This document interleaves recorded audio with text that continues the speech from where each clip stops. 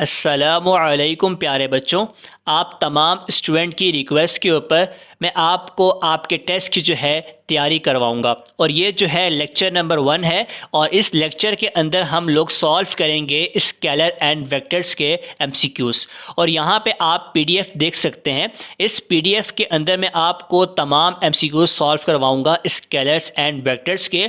और ये पीडीएफ जो है स्टडी एड प्रोजेक्ट का है, जिसकी बुक जो है आप लोगों ने परचेज़ की होगी। अगर नहीं भी की तो आपने इसके बारे में जो है लाजमी सुना होगा। अब देखो बच्चों, ऐसा है कि आपने बहुत रिक्वेस्ट की और आप काफ़ी जो है इंटरेस्टेड भी हैं अपनी तैयारी को लेके। तो इस लेक्चर के अंदर मैं आपको होमवर्क भी दूंगा, आपसे सवाल पूछूंगा, तो आपने उसका जवाब जो है कमेंट के अंदर देना होगा। तो आइए सॉल्व करना स्टार्ट करते हैं। यहाँ पे एमसीक्यूज नंबर 1 है, a rectangular component of 5 Newton force is 4 Newton, the other component is dash. ठीक है। अब यहाँ पे बच्चे एमसीक्यूज का जो डेटा बनाते हैं उसमें मिस्टेक करते हैं। आपसे क्या कहा जा रहा है कि rectangular component of 5 Newton force is 4 Newton. देखो बेटा, यहाँ पे आपको 5 न्यूटन फोर्स जो है एक रिजल्टेंट फोर्स गिवन है और उसका जो कंपोनेंट है वो बराबर है 4 न्यूटन के।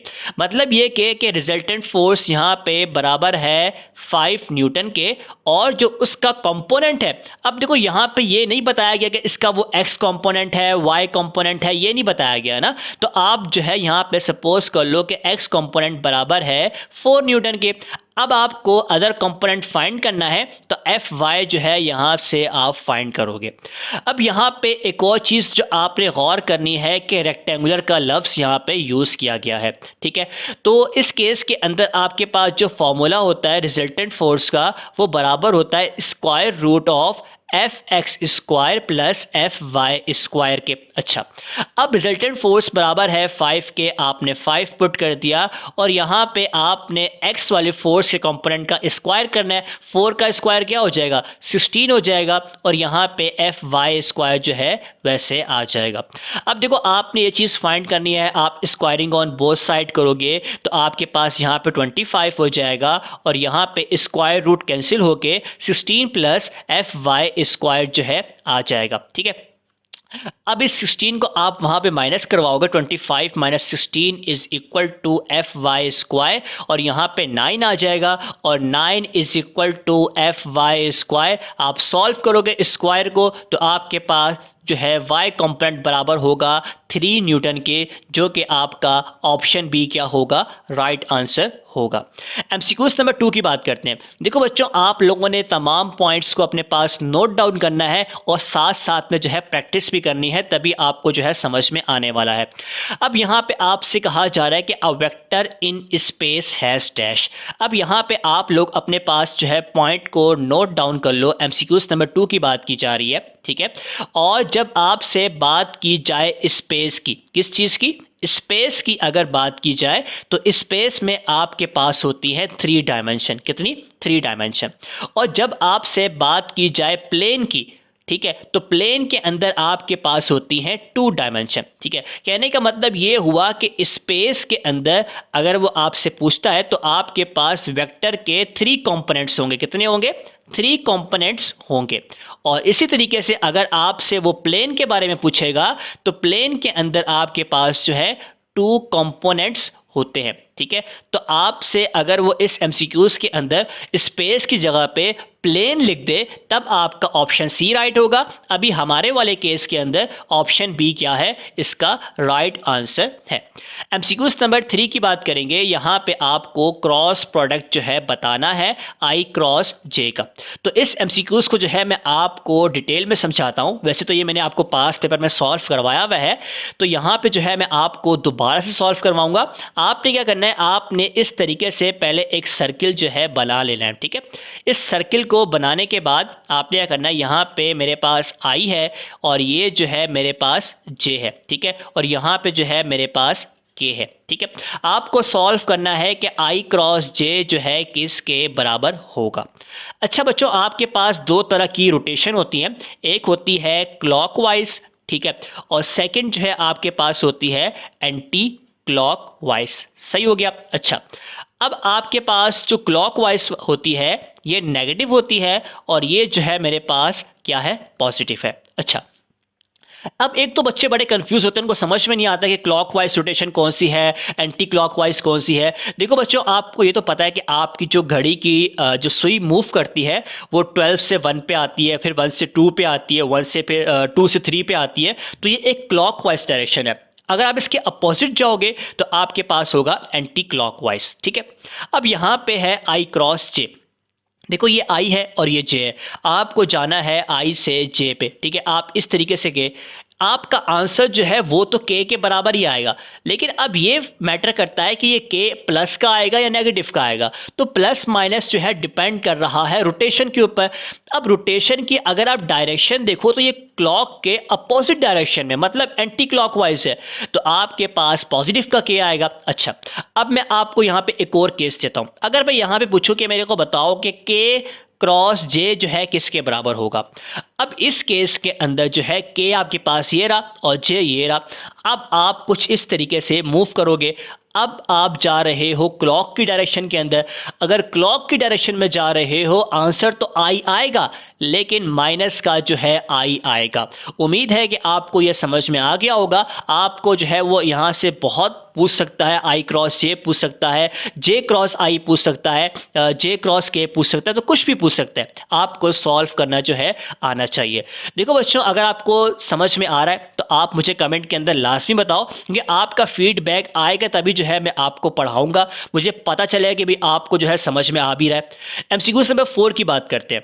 यहाँ पे आपको एंगल फाइंड करना है और आपके पास जो है 2 वेक्टर्स गिवन है। देखो बच्चों, एंगल को फाइंड करने के 2 तरीके हैं। एक आपके पास क्या है, theta is equal to cos inverse, और ऊपर जो है आपके पास आता है ए डॉट बी, और डिवाइड में आपके पास आता है ए का मैग्नीट्यूड और बी का मैग्नीट्यूड। एक और तरीका आपके पास होता है साइन इनवर्स, और यहाँ ऊपर आपके पास आता है ए क्रॉस बी का मैग्नीट्यूड, और डिवाइड में आता है ए का मैग्नीट्यूड और बी का मैग्नीट्यूड।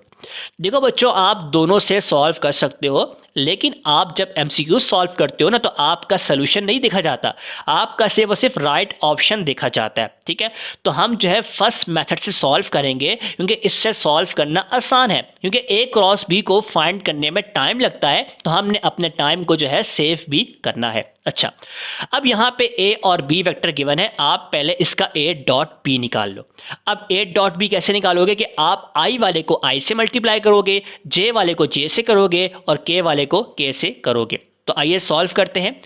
जब आपने 2 को मल्टीप्लाई किया 3 के साथ तो आंसर आया 6 आया। अब ये मेरे पास आई जो है कहाँ पे जा रहा है, ये मैं आपको आगे समझाऊंगा। ठीक है, अब यहाँ मेरे पास प्लस का 3 है और ये प्लस का 2 है, तो मल्टीप्लाई करोगे तो आंसर आएगा 6 आएगा। अब यहाँ मेरे पास प्लस का 6 है और माइनस का 2 है, तो 6 मल्टीप्लाई बाय 2 क्या होता है, 12 होता है, लेकिन प्लस माइनस क्या हो जाएगा, माइनस हो जाएगा, तो माइनस का 12 आ गया। अब आप सॉल्व करोगे तो आंसर आएगा 0 के बराबर।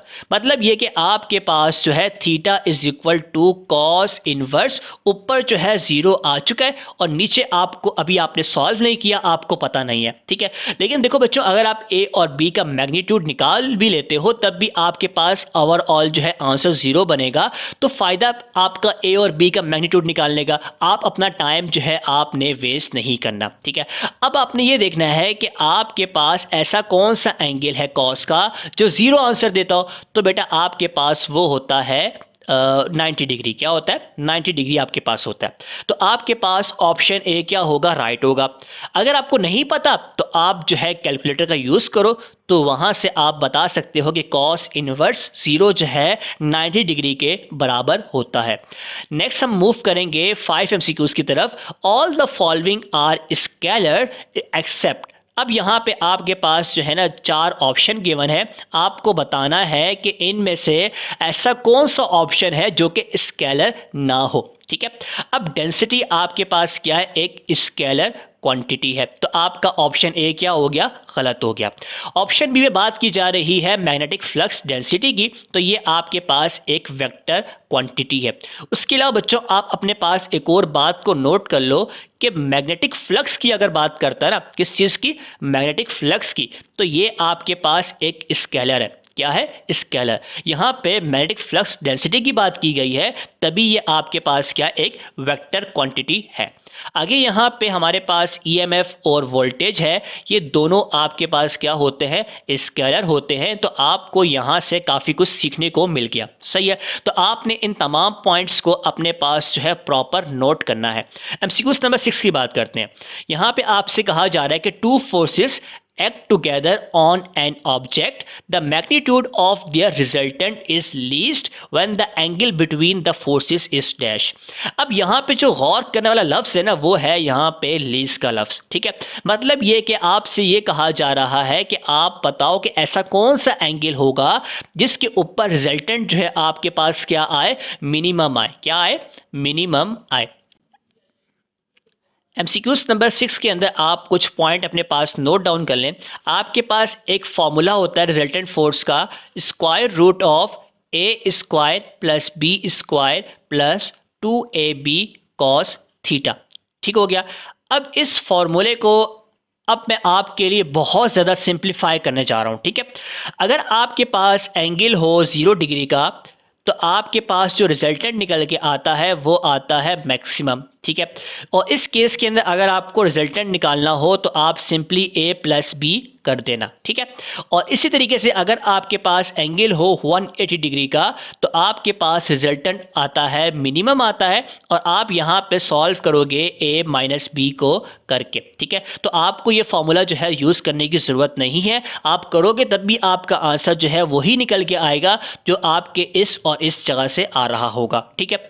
अब यहाँ पे आपसे मिनिमम आंसर पूछा गया था, और आपको पता है कि मिनिमम आंसर कब आता है, 180 डिग्री के ऊपर आता है। तो आपका यहां पे ऑप्शन डी क्या होगा, राइट आंसर होगा। एमसीक्यू नंबर 7 से आपसे कहा जा रहा है कि the sum and difference of two vectors are equal in magnitude, और यहां पे आपको जो है एंगल बताना है। अब देखो बच्चों, यहाँ पे सम हमारे पास क्या होता है, यहाँ पे बात की जा रही है टू वेक्टर्स की। तो मान लो आपके पास ए और बी वेक्टर है, तो मैंने कर दिया ए प्लस बी वेक्टर का मैग्नीट्यूड, ठीक है। अब इसके बाद डिफरेंस की बात की जाए, डिफरेंस का मतलब होता है माइनस करना है। तो ए माइनस बी का जो है मैंने मैग्नीट्यूड ले लिया, और ये कहा गया कि दोनों ये आपस में क्या है, बराबर है, ठीक है। और आपने एंगल बताना है। तो देखो बच्चों, आपका यहाँ पे फॉर्मूला बन जाएगा A square plus B square plus 2ab cos theta, और यहाँ पे आपका फॉर्मूला बनेगा A square minus B plus B square minus 2ab cos theta. देखो यहाँ पे आपके पास माइनस क्यों नहीं आया, क्योंकि आपको पता है जब आप माइनस बी का होल स्क्वायर करोगे तो ये क्या हो जाएगा, ये हो जाएगा प्लस का हो जाएगा, ठीक हो गया। और यहाँ पे जब आप जो है a multiply by minus B करोगे तो माइनस साइन जो है आपके पास यहाँ पे बाहर आ जाएगा, ठीक है। अब आपने इन दोनों को सॉल्व करना है। ये आपके पास इस साइड पर आ जाएगा, ये आपके पास इस साइड पर आ जाएगा। आप दोनों पे स्क्वायरिंग ऑन बोथ साइड करोगे तो स्क्वायर रूट ख़त्म हो जाएगा।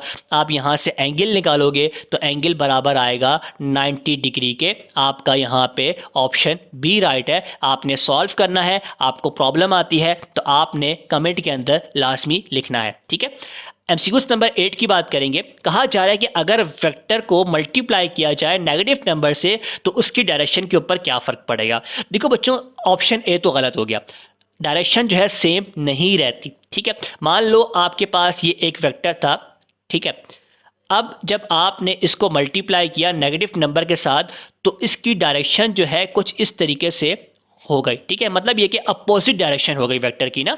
तो अब यहाँ पे एंगल देखो क्या बनना है, एंगल बन रहा है 180 डिग्री का। एक और एग्जांपल लो, यहाँ पे आपके पास इस तरीके से एक वेक्टर था, और जब आपने नेगेटिव नंबर से मल्टीप्लाई किया तो इसकी डायरेक्शन जो है यहाँ से अपोजिट हो गई, और अब इनके दरमियान का एंगल बन रहा है 180। तो समझ में ये आया कि डायरेक्शन चेंज हो रही है 180 डिग्री के साथ। तो ऑप्शन बी क्या होगा, राइट आंसर होगा। एमसीक्यू नंबर 9 की बात करते हैं। The angle between two rectangular component of any vector. देखो बच्चों, जब भी बात की जाए रेक्टेंगुलर कंपोनेंट की तो इसके अंदर आपके पास एंगल बनता है 90 डिग्री के बराबर, ठीक है। तो आपका यहाँ पे ऑप्शन डी क्या होगा, राइट आंसर होगा। एमसीक्यूज नंबर 10 की बात करते हैं। यहाँ पे आपसे कहा जा रहा है कि फोर्स जो है 5 न्यूटन की वाई एक्सिस में लग रही है, आपको जो है एक्स कंपोनेंट के अंदर जो है बताना है कि क्या फोर्स होगी। मतलब ये कि एफ वाई बराबर है 5 न्यूटन के, तो एफ एक्स क्या होगा। देखो बच्चों, सॉल्व करने की ज़रूरत नहीं है, आपने आंखें बंद करके ऑप्शन बी पे टिक लगाना है। कैसे लगाना है समझते हैं इसको। देखो, जब आपके पास फोर्स जो है वाई कंपोनेंट के अंदर लग रही है, इसका मतलब ये है कि आपके पास एक्स कंपोनेंट के अंदर जो है क्या हो जाएगी, ज़ीरो के बराबर हो जाएगी। ठीक है। और इसी तरीके से अगर आपके पास फोर्स लग रही है एक्स के अंदर, तो आपके पास वाई कंपोनेंट में फोर्स क्या हो जाएगी, ज़ीरो के बराबर हो जाएगी। तो इस बात को अपने जहन के अंदर बिठा लो।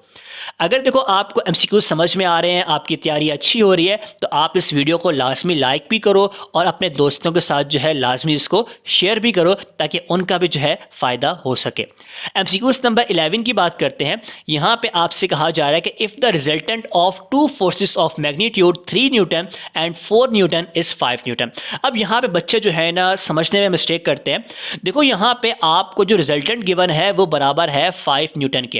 ये जो 3 न्यूटन है, जो ये 4 न्यूटन है, ये आपके पास जो है फोर्सेस हैं। मान लो F1 है और F2 है, और यहाँ पे आपको एंगल बताना है। ठीक है। आपके पास फॉर्मूला क्या होता है, रिजल्टेंट इज इक्वल टू ए का स्क्वायर प्लस बी का square plus 2ab cos theta. ठीक है। ए बराबर है 3 के, बी बराबर है 4 के, आर बराबर है 5 के। आप यहाँ से आराम से एंगल निकाल सकते हो। देखो, मेरा यहाँ पे आपको मैंने कैलकुलेशन नहीं करवानी, बल्कि मैंने आपको सॉल्व करने का तरीका समझाना है। ठीक है।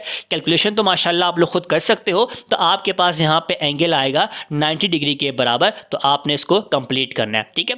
एमसीक्यूज नंबर 12 की बात करेंगे, और यहाँ पे है कि unit vector is use to specify dash. ठीक है। तो यूनिट वेक्टर जो है हमारे पास डायरेक्शन ऑफ वेक्टर को बताने के लिए होता है, तो ऑप्शन सी क्या होगा, राइट आंसर होगा। एमसीक्यूज नंबर 13 की बात करते हैं कि आपके पास एक वेक्टर गिवन है और आपसे कहा जा रहा है कि वो कौन से क्वाड्रेंट के अंदर लाई करेगा। तो यहां पे समझते हैं इसको। ये इस तरीके से मैंने बनाया है। यहाँ पे मेरे पास है फर्स्ट क्वाड्रेंट, यहाँ मेरे पास है सेकंड, ये मेरे पास है थर्ड क्वाड्रेंट, और ये जो है मेरे पास फोर्थ क्वाड्रेंट। ठीक है। अब ये देखो, यहाँ पे आपके पास होता है एक्स प्लस में, यहाँ होता है वाई प्लस में, यहाँ होता है एक्स नेगेटिव में, और यहाँ होता है वाई नेगेटिव में। अब यहाँ पे तो वैसे इसने बता दिया है कि एक्स जो है और y जो है पॉजिटिव है। अगर ना बताता तो आप यहाँ से देख के पता लगा सकते हो कि x और y क्या है, पॉजिटिव हैं। ठीक है। तो x और y जो पॉजिटिव होते हैं वो आपके पास होते हैं फर्स्ट क्वाड्रेंट के अंदर, तो आपका ऑप्शन ए क्या होगा, राइट होगा। अब यहाँ पे आपका होमवर्क ये है कि आपने मुझे बताना है कि 13 एमसीक्यूज आपके पास होमवर्क के अंदर है। इसमें अगर आपसे कहा जाए कि x जो है नेगेटिव है, ठीक है, और कहा जाए कि y जो है पॉजिटिव है, तो बताओ ये कौन से क्वाड्रेंट के अंदर लाई करेगा। इसका आंसर मुझे आप कमेंट बॉक्स के अंदर लाजमी देंगे। आपका फीडबैक आएगा, मुझे पढ़ाने में मज़ा आएगा। मैं आपको जो है बहुत अच्छे तरीके से आपकी तैयारी जो है करवाऊंगा। ठीक है। और साथ साथ जो है मैं आपका क्विज भी जो है कंडक्ट करूंगा। ठीक है। वो यूट्यूब के ऊपर आपको नज़र आ जाएगा। एमसीक्यूज नंबर 14 की बात करते हैं। A man travel 5 kilometre due north from his starting point. और ये एमसीक्यूज जो है बच्चों आप लोगों ने समझना है, और इसके अंदर जो है बच्चे बहुत मिस्टेक करते हैं। और इसको समझने के लिए पहले यहाँ पे जो है मैं नॉर्थ ईस्ट साउथ वेस्ट की जो है डायरेक्शन बना के आपको दिखा देता हूँ। ठीक है। यहाँ पे जो है मेरे पास आएगा नॉर्थ, यहाँ पे आएगा साउथ, यहाँ मेरे पास आएगा वेस्ट, और यहाँ क्या आ जाएगा, ईस्ट आ जाएगा। अच्छा, अब सवाल में आपसे क्या कहा जा रहा है, सवाल में कहा जा रहा है कि भाई अ मैन ट्रैवल 5 किलोमीटर, कितना कहा गया, 5 किलोमीटर ड्यू नॉर्थ, मतलब ये कि नॉर्थ में स्ट्रेट जाना है 5 किलोमीटर अपने स्टार्टिंग पॉइंट से। ठीक है। तो आइए डायग्राम को बनाते हैं। यहाँ पे ये मेरा स्टार्टिंग पॉइंट है, यहाँ तक मान लो मैं चला गया 5 किलोमीटर। ठीक है। कितना चला गया, 5 किलोमीटर यहाँ मैंने ट्रैवल कर लिया नॉर्थ के अंदर। सही है। फिर कहा जा रहा है कि आपने 8 kilometre straight line in the direction 30 degree east of north. देखो यहाँ पे जो लफ्ज़ यूज़ किया गया है ना ईस्ट ऑफ नॉर्थ का, इसको आपने समझना भी है। यहाँ पे वो आपको चेंज करके भी दे सकता है, मैं आपको समझाऊंगा अभी, ठीक है। अब देखो मैंने यहाँ पे इस तरीके से एक स्ट्रेट लाइन जो है यहाँ पे बना दी, ठीक है, और यहाँ पे एंगल बन रहा है 30 डिग्री का, तो मैंने यहाँ पे जो है 30 डिग्री का एंगल बना दिया। अब आपके जहनों में आएगा सर आपने 30 डिग्री का एंगल यहाँ पे क्यों बनाया, यहाँ पे क्यों नहीं बनाया। इसका जवाब जो है आपको अभी 1 से 2 मिनट बाद मिल जाएगा, ठीक है। अच्छा, अब आपको फाइंड क्या करना है, आपको फाइंड करना है how far he is from is starting position. इसकी स्टार्टिंग पोजीशन ये रही, इसकी एंडिंग पोजीशन ये रही, मतलब ये कि आपको यहाँ से लेके यहाँ तक का फासला बताना है। देखो यहाँ तक का आपको पता है कि 5 किलोमीटर था, अब ये आपके पास था 8 किलोमीटर, ये आपको जो है मालूम करना है, ठीक है। अच्छा, अब इसके दरमियान का एंगल क्या होगा, देखो ये आपके पास 30 डिग्री है, तो ये आपके पास आ जाएगा 150 डिग्री के बराबर। किसके आ जाएगा, क्योंकि आप यहाँ पे करोगे 180 माइनस 30, तो आपके पास आएगा 150 आ जाएगा। अच्छा, अब यहाँ पे किस तरीके से सॉल्व करना है उसको बाद में डिस्कस करेंगे, पहले मैं आपको एक दफ़ा समझा देता हूँ, ठीक है। अब यहाँ पे आप लोग एक डायग्राम देखो, और इस डायग्राम से जो है आपको बहुत कुछ क्लियर होने वाला है। यहाँ पे आप देखिए ये जो एरो बने हुए ना, आपने इनके ऊपर फोकस करना है। आपसे सवाल में कहा गया था ईस्ट ऑफ नॉर्थ कहा गया था, ठीक है।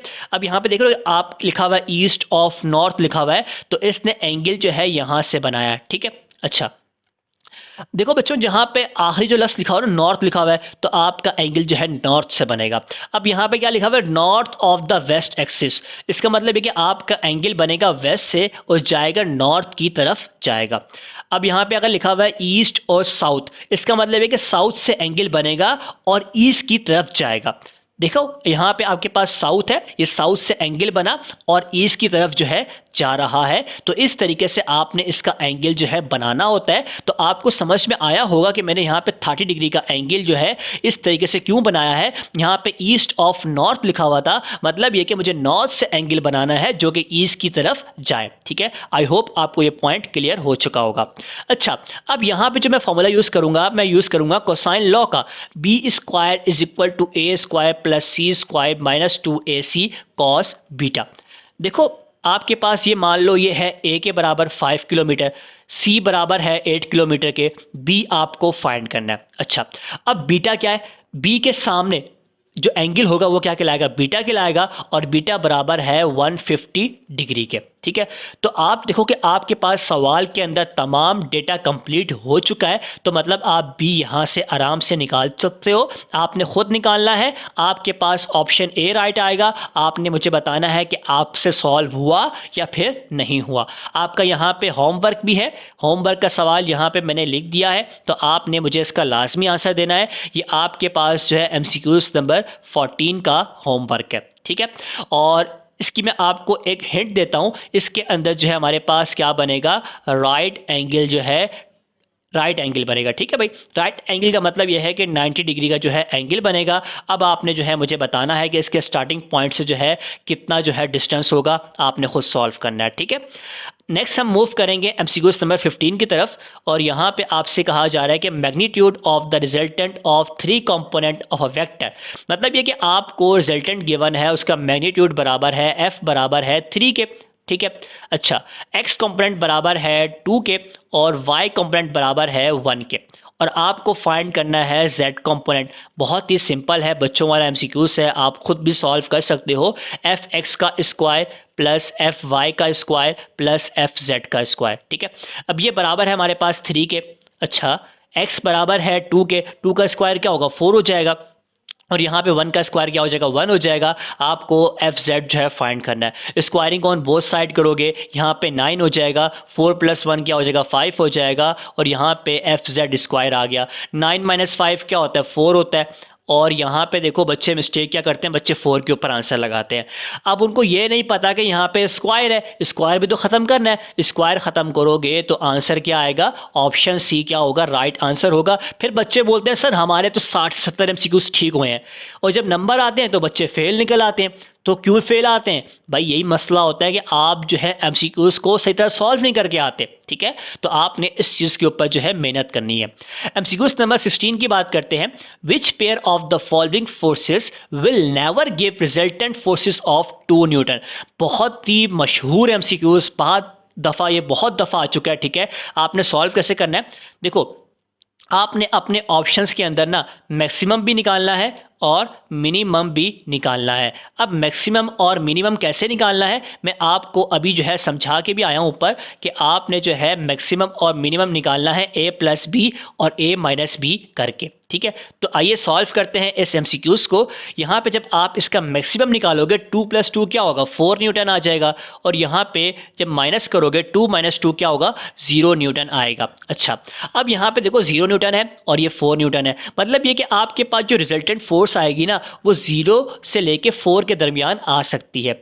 अब यहाँ पे 2 न्यूटन की बात की गई थी, तो 2 न्यूटन 0 और 4 के दरमियान में आता है, बिल्कुल आता है। तो आपका ऑप्शन ए क्या हो गया, गलत हो गया। अब बी को ट्राई करो। बी में पहले आप निकालो मैक्सिमम, तो मैक्सिमम से आंसर आएगा 2 न्यूटन का, मिनिमम से आएगा 0 न्यूटन का। तो देखो यहाँ पे आपके पास 2 न्यूटन आ चुका है, तभी ऑप्शन बी क्या हो गया, गलत हो गया। सी की बात करते हैं। सी में आप निकालो मैक्सिमम, तो आंसर आया 4 न्यूटन। निकालो मिनिमम, तो मिनिमम से आंसर आया 2 न्यूटन। तो मिनिमम में आपके पास 2 न्यूटन आंसर आ चुका है, तो ऑप्शन सी भी क्या हो गया, गलत हो गया। अब ऑप्शन डी राइट है, फिर भी चेक करते हैं इसको। तो जब आप मैक्सिमम निकालोगे तो आंसर आएगा 5 न्यूटन का। जब आप निकालोगे मिनिमम 4 - 1 तो क्या होगा, 3 न्यूटन होगा। अब मुझे बताओ कि 2 न्यूटन यहाँ पे आपका आ रहा है, बिल्कुल नहीं आ रहा। 3 और 5 के दरमियान में 2 न्यूटन नहीं आता, तभी आपका ऑप्शन डी क्या होगा, राइट आंसर होगा। एमसीक्यूज नंबर 17 की बात करते हैं कि ए वेक्टर और बी वेक्टर का आपको मैग्नीट्यूड दिया गया है 4 और 3, और कहा जा रहा है कि भाई एक जो है बना रहा है 30 डिग्री का एंगल और एक बना रहा है 90 डिग्री का एंगल, ठीक है। और आपको स्केलर प्रोडक्ट बताना है, और यहाँ से आपको एक होमवर्क जो है अगेन मिलने जा रहा है, मैं आपको बाद में बताता हूँ, ठीक है। अच्छा, पहले डायग्राम से जो है समझते हैं इस चीज़ को कि आपसे जो है क्या कहा जा रहा है एमसीक्यूज के अंदर। आपसे कहा जा रहा है कि आपके पास जो है यहाँ पे एक एक्स एक्सिस है, ठीक है, और उसके अलावा ये कहा जा रहा है कि ए वेक्टर जो एंगल बना रहा है वो 30 डिग्री का बना रहा है, ठीक है। यहाँ पे जो है मैंने इस तरीके से जो है ए वेक्टर बना दिया जिसका एंगल है 30 डिग्री के बराबर। अच्छा, अब दूसरा जो वेक्टर है आपके पास बी वेक्टर, वो बना रहा है 90 डिग्री का एंगल। ये देखो मैंने यहाँ पे एक बी वेक्टर बना दिया, और इसका जो एंगल है आपके एक्स एक्सिस के साथ वो बराबर है 90 के। ये ए है और ये बी है। अच्छा, आपको ए और बी का स्केलर प्रोडक्ट बताना है। फॉर्मूला क्या होता है, A dot B is equal to A B cos theta होता है। ए बराबर है 4 के, आपने लिख दिया 4। बी बराबर है 3 के, आपने लिख दिया 3। अब थीटा क्या है, थीटा है ए और बी के दरमियान का एंगल। ये ए है और ये बी। अब ए और बी के दरमियान का एंगल आप कैसे निकालोगे, आप 90 - 30 करोगे तो आंसर आएगा 60 के बराबर। तो यहाँ पे आप लिखोगे cos 60। अब आप सॉल्व करोगे तो आपके पास ऑप्शन सी आएगा जो कि राइट आंसर होगा। अब बच्चों आपका सवाल ये है कि अगर यहाँ पे आपसे कहा जाता कि आपने इनके दरमियान का वेक्टर प्रोडक्ट बताना है, क्या बताना है, वेक्टर प्रोडक्ट, तो आपका आंसर क्या आएगा, ये भी आपका होमवर्क है, आपने कमेंट में लाजमी बताना है। अगर आप लोग नहीं बताओगे, इंटरेस्ट नहीं लोगे, तो बेटा मैं आपको तैयारी नहीं करवाऊंगा, ठीक है। आपका फीडबैक आएगा, मुझे समझ में आई कि हाँ भी आपको समझ में आ रहा है, आप सॉल्व कर पा रहे हो, तब जो है मजा आएगा। गलत सॉल्व करो मसला नहीं है, लेकिन सॉल्व लाजमी करके बताओ, ठीक है। एमसीक्यूज नंबर जो है 18 की बात करते हैं। यहाँ पे कहा जा रहा है कि 2 फोर्सेस ऑफ मैग्नीट्यूड 20 न्यूटन, मतलब है कि 2 फोर्सेस हैं, दोनों का मैग्नीट्यूड बराबर है 20 न्यूटन के, और जो एंगल बना रही है वो 30 का बना रही है और 60 का बना रही है एक्स एक्सिस के साथ। आपको वाई कंपोनेंट के अंदर रिजल्टेंट बताना है। सही है, दोबारा से डायग्राम ड्रॉ कर लेते हैं। ये एक्स एक्सिस है आपके पास। अच्छा, एक फोर्स का आपके पास जो है एंगल बनता है 30 का, ठीक है, और दूसरे का आपके पास एंगल जो बन रहा है वो बन रहा है ओवरऑल 60 का बन रहा है, ठीक है। अच्छा, अब यहाँ से आप लोग जो है इसका y कंपोनेंट फाइंड करोगे। इस तरीके से आपने जो है इसको जो है इसके कंपोनेंट्स में ब्रेक कर लिया, और इस वाले को भी आप जो है इसके कंपोनेंट्स में क्या कर लोगे, ब्रेक कर लोगे। अच्छा, इस वाले को नाम दे दो, ये आपके पास f1y है और ये आपके पास f2y है। अब आपका जो रिजल्टेंट निकल के आएगा एफ वाई वो बराबर होगा एफ वन वाई के प्लस एफ टू वाई के। एफ वन वाई सॉल्व कैसे करोगे, एफ वन वाई बराबर होगा एफ साइन थीटा के, ठीक है। अब एफ तो आपके पास 20 रहेगा। अब यहाँ पे जो एंगल आएगा वो आएगा 30 वाला, आपने 30 पुट कर दिया। अब जब एफ टू वाई सॉल्व करोगे यहाँ पे आपके पास जो फोर्स आएगी वो भी 20 के बराबर आएगी, क्योंकि दोनों का मैग्नीट्यूड क्या है, सेम है। अच्छा, लेकिन यहाँ पे जो आप एंगल पुट करोगे वो एंगल बराबर होगा 60 के, क्योंकि यहाँ पे आपको पता है कि यहाँ पे आपके पास 60 डिग्री का एंगल बन रहा है। अब दोनों से आपने वैल्यूज़ निकालनी है, f1y से भी f2y से भी, और निकालने के बाद दोनों को ऐड करना है। तो आपके पास जो y कंपोनेंट में रिजल्टेंट निकल के आएगा वो ऑप्शन सी के बराबर होगा। आपने इसको सॉल्व करना है।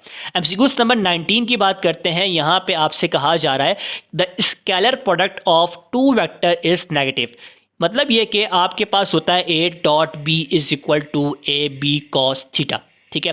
देखो बेटा, यहाँ पे अगर बात की जाए स्केलर की या फिर डॉट की, दोनों का मतलब एक ही होता है ना। अब यहाँ पे ऑप्शन ए है पैरेलल, इसका मतलब होता है एंगल क्या है, 0 डिग्री है। आपको पता है कि कॉस 0 आपको आंसर देता है 1, ठीक है। तो मतलब ये कि आपके पास नेगेटिव तो आंसर नहीं आएगा, तो आपका ऑप्शन ए क्या हो गया, गलत। बी में ट्राई करते हैं। बी में क्या है, परपेंडिकुलर एंगल बनेगा 90 डिग्री, कॉस 90 आपको आंसर देता है 0। अब भी नेगेटिव नहीं आया तो ऑप्शन बी भी क्या हो गया, गलत हो गया। ऑप्शन सी की बात करते हैं। यहाँ पे लिखा हुआ है एंटी पैरेलल, मतलब ये कि एंगल बन रहा है 180 का। अच्छा, कॉस 180 बराबर होता है -1 के, ठीक है, मतलब नेगेटिव आ चुका है, तो आपका ऑप्शन सी क्या होगा, राइट आंसर होगा। एमसीक्यू नंबर 20 की बात करते हैं। और यहाँ पे आपसे कहा जा रहा है कि scalar product of a vector A with itself, ठीक है। अब जैसे आपके पास यहाँ पे होता है ना कि a dot B is equal to A B cos theta, यहाँ पे आपसे कह रहा है कि a वेक्टर भी आपके पास a ही है और b भी आपके पास जो है a ही है, ठीक है। अब आपने बताना है कि इनका स्केलर प्रोडक्ट जो है किसके बराबर होगा। मान लो आपके पास a वेक्टर कुछ इस तरीके से है, ठीक है, और दूसरा भी आपके पास जो है ना a वेक्टर ही है, ठीक है। अब दोनों के दरमियान में जो एंगल बनेगा वो होगा 0 डिग्री का, क्योंकि दोनों आपस में क्या है, पैरेलल है। क्या है, पैरेलल, ठीक है। अच्छा, अब आपने लिखा ए की जगह पे लिख दिया आपने ए, और बी की जगह भी आप क्या लिखोगे, ए लिखोगे, और एंगल लिखोगे आप 0 डिग्री के बराबर। यहाँ से आपके पास आएगा ए स्क्वायर, और ये आपके पास बराबर होता है 1 के। तो आंसर क्या निकल के आया, आपके पास आंसर निकल के आएगा ए का स्क्वायर, ठीक है। अब बच्चों, आपने इसको जो है आपको सॉल्व करना आना चाहिए। अगर वो यहाँ पे आपको वेक्टर प्रोडक्ट भी दे देना तो आप ए क्रॉस बी का फॉर्मूला यूज़ करो, तो आप उस तरीके से भी उसको सॉल्व कर सकते हो। एमसीक्यू नंबर 21 की बात करते हैं। The power of a body is a scalar product of dash. तो आप लोगों ने फॉर्मूला पढ़ा होगा, power is equal to force into velocity, ठीक है। तो आपके पास ऑप्शन सी क्या है, यहाँ पे राइट आंसर है।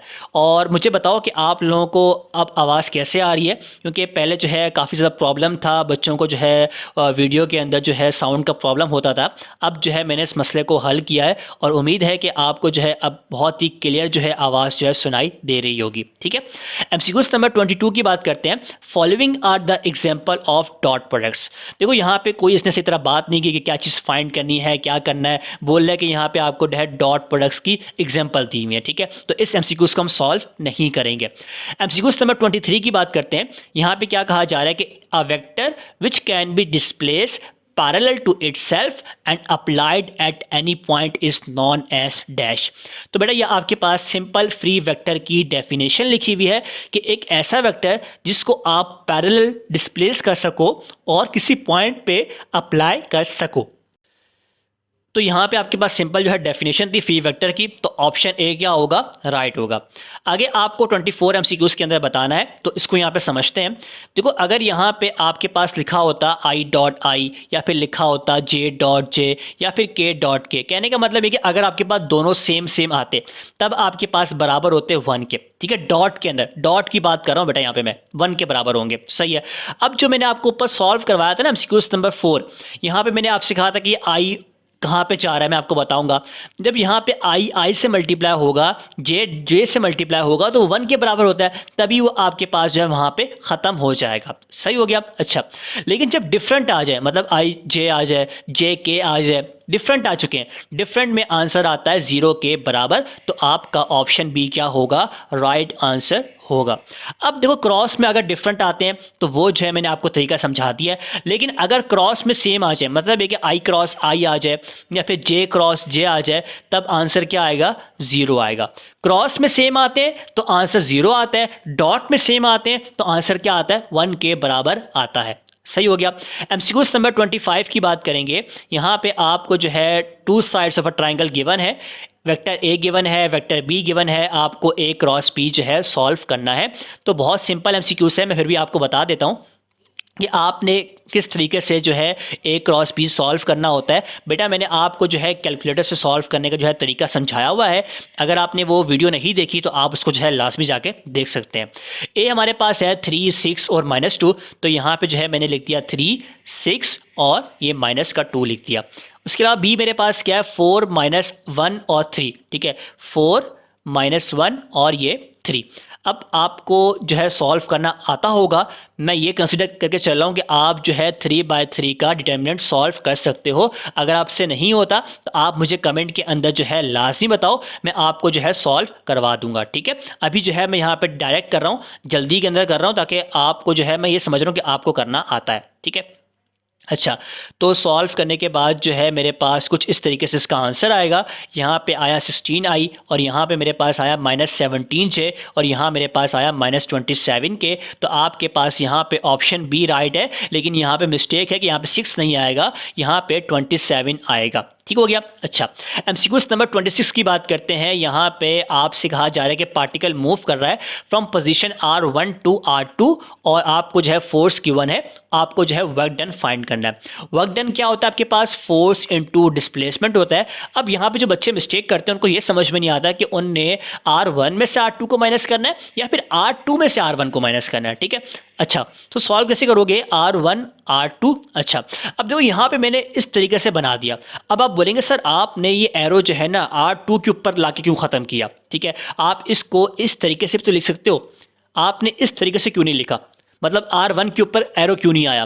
तो देखो यहाँ पे आपने गौर करना है फ्रॉम और टू के ऊपर, किसके ऊपर, फ्रॉम और टू के ऊपर गौर करना है। मतलब ये कि R1 से R2 पे आपने जाना है, ठीक है। तो आप जो है R2 में से R1 को माइनस करोगे, ठीक है। समझ में आया। अगर यहाँ पे देखो फ्रॉम पोजीशन के बाद यहाँ पे R2 लिखा होता, मान लो यहाँ पे R2 लिखा हुआ है, यहाँ पे R1 लिखा हुआ है, तो उस केस के अंदर आपके पास ये वाला ठीक होगा। तो उम्मीद है कि आपको समझ में आ गया होगा, सही है। अच्छा, अब यहाँ पे आपने R2 में से R1 को माइनस करना है, तो 14 - 3 क्या होता है, 11 आई आ जाएगा। 13 - 2 क्या होता है, 11 जे आ जाएगा। अच्छा, इसके अलावा 5K में से जब आप माइनस का 6K करोगे, 5 में से जब आप माइनस का 6 माइनस करोगे तो आपके पास आंसर आएगा 11 आएगा, क्योंकि माइनस माइनस क्या हो जाएगा, प्लस हो जाएगा। तो +11 के आपके पास क्या होगा, इसका राइट आंसर होगा।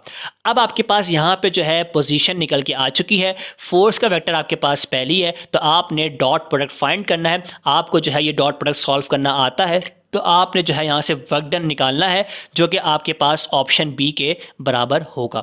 एमसीक्यूज नंबर 27 की बात करते हैं। If a vector quantity is divide by its magnitude then the vector obtained is called dash. देखो मान लो आपके पास कोई एक वेक्टर है ए के बराबर, और आप उसको डिवाइड करवाते हो उसके मैग्नीट्यूड से, तो वो आपके पास निकल के आता है यूनिट वेक्टर निकल के आता है। तो आपके पास ऑप्शन ए राइट है। अगर आपके पास इस तरह का कोई न्यूमेरिकल आ जाता है, उसमें आपको ए वेक्टर दिया हुआ है और आपको यूनिट वेक्टर फाइंड करना है, तो आप क्या करो, आप सिंपल जो है उसका मैग्नीट्यूड निकालो और उसके मैग्नीट्यूड को आप डिवाइड करवा दो, तो आपके पास जो है यूनिट वेक्टर निकल के आ जाएगा। सही हो गया। अच्छा, एमसीक्यूज नंबर 28 की बात करते हैं। If a force of 10 Newton make an angle of 60 degree with x axis, आपको जो है वाई एक्सिस बताना है। वाई एक्सिस के अंदर जो फोर्स लग रही होगी आपको वो बतानी है, ठीक है। अब यहाँ पे मेरे पास मान लो एक्स एक्सिस है और एक फोर्स है जो कि भाई 60 डिग्री का एंगल बनाती है, और फोर्स बराबर है किस चीज़ के, 10 न्यूटन के बराबर है। अब जब आपने इसको कंपोनेंट में सॉल्व किया, देखो एंगल के सामने वाली जो साइड होती है वो हमेशा परपेंडिकुलर होती है, या फिर आप उसको कह सकते हो कि वहाँ पे आपके पास क्या आता है, साइन आता है। अब यहाँ पे आपके पास एफ वाई बराबर आएगा एफ साइन थीटा के, और एफ एक्स बराबर आएगा एफ कॉस थीटा के, ठीक हो गया। अच्छा, अब यहाँ पे आपको सिर्फ और सिर्फ वाई एक्सिस वाला कंपोनेंट बताना है, मतलब ये कि आपको एफ वाई बताना है। एफ आपके पास बराबर है 10 न्यूटन के। एंगल किसके बराबर है? एंगल बराबर है 60 के। तो आपने 10 मल्टीप्लाई बाय साइन 60 करना है और जो आपका आंसर आएगा वो ऑप्शन बी होगा। आपने सॉल्व करके इसको वेरीफाई भी करना होगा। सही है। एमसीक्यूज नंबर 29 की बात करते हैं। Two vectors having same magnitude A having angles 180 degree, the resultant will be dash। अब देखो बच्चों, मैंने आपको आज के इस लेक्चर के अंदर बताया कि जब आपने रिजल्टेंट फाइंड करना हो और एंगल आपके पास 180 हो तो आप सिंपल जो है A माइनस बी कर दो। ठीक है, आप चाहो तो आप ये फॉर्मूला लगा सकते हो। अपना टाइम क्यों वेस्ट करते हो बेटा? टाइम आपके पास वैसे ही कम होता है टेस्ट के अंदर, तो आपने टाइम को सेव करना है। ठीक हो गया। अच्छा, अब यहाँ पे आपसे कहा जा रहा है कि दोनों का मैग्नीट्यूड बराबर है ए के, मतलब ए भी बराबर है ए के, बी भी बराबर है ए के। ठीक है, तो आप ए माइनस ए करोगे तो आंसर आएगा 0। तो आपका ऑप्शन बी क्या होगा? इसका राइट आंसर होगा। अब यहाँ पे वो आपको एंगल चेंज करके पूछ सकता है। यहाँ पे आपसे पूछ ले कि भाई 0 डिग्री के अंदर क्या होगा, तो आपका होमवर्क ये है कि आपने बताना है कि अगर यहाँ पे 0 डिग्री का एंगल आ जाए तो आपका आंसर क्या आएगा। ये 29 एमसीक्यूज का आपका होमवर्क है। सही है। एमसीक्यूज नंबर 30 की बात करते हैं। यहाँ पे आपको जो है कहा जा रहा है कि वेक्टर ए जो है ये 2 साइड्स को रिप्रेजेंट कर रहा है ट्राइंगल की। आपको एरिया ऑफ ट्राइंगल बताना है। देखो बच्चों, इसका आंसर आप विद इन 1 सेकेंड या 2 सेकेंड बता सकते हो। आपके पास ऑप्शन डी क्या होगा? राइट होगा। ठीक है, आप बोलेंगे सर आपने किस तरह से बता दिया कि 0 आंसर होगा। तो देखो बच्चों, वैसे अगर मैं बात करूं, आप एरिया ऑफ ट्राइंगल कैसे निकालते हो? आप निकालते हो ए क्रॉस बी, उसका लेते हो मैग्नीट्यूड, 2 से डिवाइड कराते हो, तब आपके पास एरिया ऑफ ट्राइंगल निकल के आता है। यहाँ पे आपके पास बी वेक्टर भी ए के बराबर है। ठीक है, आप भले इसको सॉल्व कर लो, आप भले इसको जो है इसका पहले क्रॉस प्रोडक्ट ले लो, फिर आप जो है इसका मैग्नीट्यूड निकाल लो, आपके पास आंसर 0 के बराबर आएगा। बेहतर है कि आप सॉल्व ही ना करो, आप डायरेक्ट जो है अपना आंसर लगा दो। डायरेक्ट कैसे लगाओगे? जब आपके पास सिर्फ एक ही वेक्टर गिवन हो और कहा जाए कि ये एक ही वेक्टर जो है दोनों साइड्स को रिप्रेजेंट कर रहा है, तब आपके पास 0 आंसर आएगा। ठीक है, एमसीक्यूज नंबर 31 की बात करते हैं। यहाँ पे आपसे कहा जा रहा है कि 15 न्यूटन और 10 न्यूटन की फोर्स है, दोनों जो है आपस में एक दूसरे के ऊपर पैरेलल लग रही हैं। क्या लग रही हैं? पैरेलल लग रही हैं। ठीक है, तो मैंने आपसे कहा था कि बेटा जब आपके पास 0 डिग्री का एंगल बने, 0 डिग्री कब बनता है? जब आपके पास केस हो पैरेलल केस हो। ठीक है, अभी हमारे पास यहाँ पे किसका केस बन रहा है? पैरेलल केस बन रहा है। ठीक है, तो आपने बताना है रिजल्टेंट फोर्स बताना है। तो आप दोनों को आपस में क्या करोगे? ऐड कर दोगे, तो 15 + 10 क्या हो जाएगा? आपके पास 25 न्यूटन के बराबर क्या आएगा? आंसर आ जाएगा। एमसीक्यूज नंबर 32 की बात करते हैं। और ये एमसीक्यूज है मैंने आपको पास पेपर में सॉल्व करवाया था 2021 के अंदर। दोबारा सॉल्व करते हैं इसको। कहा जा रहा है कि अगर 5 इक्वल फोर्सेस जो है 10 न्यूटन की एक पॉइंट पे अप्लाई की जाए, ये एक पॉइंट है, इसके ऊपर अगर मैं आपको यहाँ पे 5 फोर्सेस जो है बना के दिखा दूँ कुछ इस तरीके से। ठीक है, और all are lying in one plane. One plane का मतलब ये होता है कि बेटा 360 डिग्री की बात की जा रही है। ठीक है, अब यहाँ पे देखो ये आगे ये भी लिखा हुआ है कि इनके दरमियान का एंगल बराबर है। ठीक है, तो मतलब ये कि आप 360 को 5 से डिवाइड करवा दो। अब यहाँ मैंने 5 से डिवाइड क्यों करवाया? आपके पास 5 फोर्सेस हैं तो आप 5 से करवाओगे, तो आपके पास एंगल आएगा 72 डिग्री। मतलब ये कि इन तमाम के दरमियान का एंगल क्या है? 72 डिग्री के बराबर है। आपको यहाँ पे रिजल्टेंट फोर्स बतानी है। देखो बच्चों, मैं इसका सवाल का आंसर जो है ना आपको 2 सेकेंड के अंदर बता सकता था, 0 के बराबर है, लेकिन मैंने आपको समझाने के बाद बताना है ताकि आपको जो है समझ में भी आ जाए कॉन्सेप्ट, और फिर आप इसका आंसर जो है जल्दी भी बता सकते हो। ठीक है, अब यहां पे हमारे पास फॉर्मूला क्या होता है? रिजल्टेंट फोर्स बराबर होती है F sin n theta divide by 2, और डिनोमिनेटर में हमारे पास आता है sin थीटा डिवाइड बाय 2। अच्छा, अब यहां पे n क्या चीज है? n आपके पास है नंबर ऑफ वेक्टर। अब यहाँ पे हमारे पास फोर्सेस कितनी है? 5 है, तो नंबर ऑफ वेक्टर क्या हो जाएगा? 5 के बराबर हो जाएगा। ठीक है, एफ आपको गिवन है 10 के बराबर, तो आप यहाँ पे 10 पुट कर दो। आप सॉल्व करोगे तो बेटा आपके पास रिजल्टेंट निकल के आएगा 0 के बराबर निकल के आएगा। सही है, तो देखो जब आपसे वो यहाँ पे लिखा हुआ है 5 लिखा हुआ है, वो यहाँ पे आपको 4 दे सकता है, आपको 3 दे सकता है, आपको 7 दे सकता है, और ये तमाम कंडीशन आपके पास गिवन हो कि वन प्लेन में भी लाई कर रहा है, एंगल भी बराबर है, तो आपने आंखें बंद करके आंसर लगाना है कि रिजल्टेंट फोर्स बराबर होगी 0 की। ठीक हो गया। आई होप आपको ये एमसीक्यूज जो है क्लियर हो चुका होगा। बार बार कह रहा हूँ, बच्चा कमेंट के अंदर लाजमी बताना कि समझ में आ भी रहा है या नहीं आ रहा आप लोगों को, ठीक है। और आप लोगों को जो है इस तरीके से एमसीक्यूज भी कंडक्ट जो है, मैं आप लोगों का टेस्ट कंडक्ट करूँगा जिसमें क्विज की फॉर्म में होगा, जो कि एमसीक्यूज के ऊपर होगा। तो आप लोगों ने जो है उसका आंसर जो है मुझे बताने होंगे, सही है। एमसीक्यूज नंबर 33 की बात करेंगे। यहाँ पे ए वेक्टर गिवन है और बी वेक्टर गिवन है, आपको जो है projection of by A on to B बताना है। अब यहाँ पे बच्चे जो है फॉर्मूले के अंदर बड़ी मिस्टेक करते हैं, तो यहाँ पे आप जो है फॉर्मूला अपने पास जो है नोट डाउन कर लो। अगर आपसे कहा जाए कि आपने प्रोजेक्शन ऑफ बी वेक्टर बताना है ऑन ए वेक्टर, ठीक है, तो आपके पास क्या होगा, आप ऊपर लोगे दोनों का डॉट प्रोडक्ट, ठीक है, और डिनोमिनेटर में आप लोगे ए का मैग्नीट्यूड, क्योंकि आपको प्रोजेक्शन निकालना है ए के ऊपर, तो ए का मैग्नीट्यूड लोगे आप, ठीक है। लेकिन अगर यहाँ पे आपसे कहा जाए कि आपने प्रोजेक्शन बताना है ए वेक्टर का ऑन बी वेक्टर, ठीक है, तो अब इस केस के अंदर आपके पास न्यूमरेटर जो है वो सेम रहेगा, लेकिन डिनोमिनेटर में आपके पास जो है बी का मैग्नीट्यूड आएगा, क्योंकि यहाँ पे जो है बात की जा रही है बी वेक्टर की, ठीक है।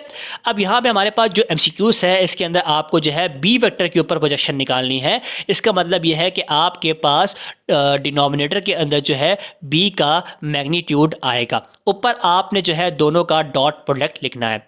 अब डॉट प्रोडक्ट कैसे निकालोगे, आपको निकालने का तरीका तो आता है, आपने आई को आई से मल्टीप्लाई करना है, तो 4 हो जाएगा, -2 मल्टीप्लाई होगा -4 से क्या आंसर आएगा, प्लस का 8 आएगा, और प्लस का 1 जब मल्टीप्लाई होगा 7 के साथ तो आंसर आएगा 7, 4 + 8 12, 12 + 7 क्या हो जाएगा, 19 हो जाएगा। मतलब ये कि आपके पास न्यूमरेटर में आ चुका है 19, और आप अपने ऑप्शन देखो तो आपके पास तमाम ऑप्शन में से एक ही ऐसा ऑप्शन है जिसके न्यूमरेटर में 19 हो। मतलब ये कि आपको मैग्नीट्यूड निकालने की ज़रूरत नहीं है, आप ऑप्शन ए के ऊपर अपना आंसर लगा दो, ठीक है। लेकिन आप चाहते हो कि भाई आप पूरा सॉल्व करो तो आप कर सकते हो, ठीक है। आपने जो है अब निकालना है बी का मैग्नीट्यूड, वो कैसे निकालोगे, स्क्वायर रूट लोगे, फिर आप जो है 4 का स्क्वायर करोगे 16 आ जाएगा, फिर दोबारा से -4 का स्क्वायर करोगे 16 आ जाएगा, और 7 का स्क्वायर करोगे तो आंसर आएगा 49, सॉल्व करोगे तो 81 आएगा, 81 का आंसर क्या होता है, 9 होता है, तो डिनोमिनेटर में क्या आ गया, 9 आ गया। अब भी आपके पास ऑप्शन ए राइट है। तो मैंने आपको जो है टाइम सेव करने का तरीका भी साथ साथ मैं आपको बता रहा हूँ, ठीक है, शॉर्ट ट्रिक्स भी समझा रहा हूँ, टाइम सेव करने का तरीका भी जो है मैं आपको साथ साथ जो है बताते हुए आगे चलूंगा, सही है। एमसीक्यूज नंबर 34 की बात करेंगे, जो कि लास्ट एमसीक्यूज है। और बेटा आपको इसका जो पीडीएफ है वो आपको डिस्क्रिप्शन में मिलेगा, आप जो है डाउनलोड कर लेंगे और आपने जो है सारी इसकी तैयारी करनी होगी। अब यहाँ पे आपको ए वेक्टर और बी वेक्टर गिवन है, आपको जो है मैग्नीट्यूड बताना है जो कि परपेंडिकुलर हो इन दोनों के, ए के भी परपेंडिकुलर हो और बी के भी जो है परपेंडिकुलर हो। अच्छा देखो बच्चों, जब आप ए क्रॉस बी फाइंड करते हो तो आपके पास जो है रिजल्ट के अंदर एक वेक्टर निकल के आता है, ठीक है, और जो वेक्टर निकल के आता है वो दोनों के क्या होता है, परपेंडिकुलर होता है। अब आप किस तरीके से सॉल्व करते हो ए क्रॉस बी, वो आपको करना आता है, जो कि मैंने आपको जो है यहाँ पे अभी करके भी दिखाया था, ठीक है। इस तरीके से आप इसको सॉल्व करोगे तो यहाँ पे एक मिस्टेक क्या है कि यहाँ पे प्लस का साइन लिखा हुआ है, जबकि यहाँ पे आपके पास जो है माइनस में आंसर आएगा। तो आपने परेशान नहीं होना, आपने सॉल्व करना है इसको और आपका यही आंसर जो है आना चाहिए, ठीक है। और अगर आपका ये आंसर नहीं आता तो आपने मुझे फिर भी जो है कमेंट के अंदर लाजमी बताना है, ठीक है। यहाँ पे जो है मैंने आपको तमाम एमसीक्यूज सॉल्व करवा दिए। आई होप आपको तमाम एमसीक्यूज समझ में आए होंगे। आपके टेस्ट के पॉइंट ऑफ व्यू से ये इंपॉर्टेंट भी है और आपने जो है अपने माइंड को यूज़ करते हुए कॉन्सेप्ट के साथ इन एमसीक्यूज को समझना भी है। और इससे मिलता जुलता एमसीक्यूज अगर आपके पास आता है, भले पास पेपर में आए, भले आपके जो है टेस्ट के अंदर आए, तो आप उसको जो है बआसानी आपको सॉल्व करना आना चाहिए, ठीक है। और इसी तरीके से जो है अगर आपका फीडबैक अच्छा आएगा, आप जो है कमेंट के अंदर रिस्पांस करेंगे, तो फिर जो है मैं आपको जो है मज़ीद वीडियोस भी अपलोड करूँगा और आपकी तैयारी जो है टेस्ट की मुकम्मल भी करवाऊँगा।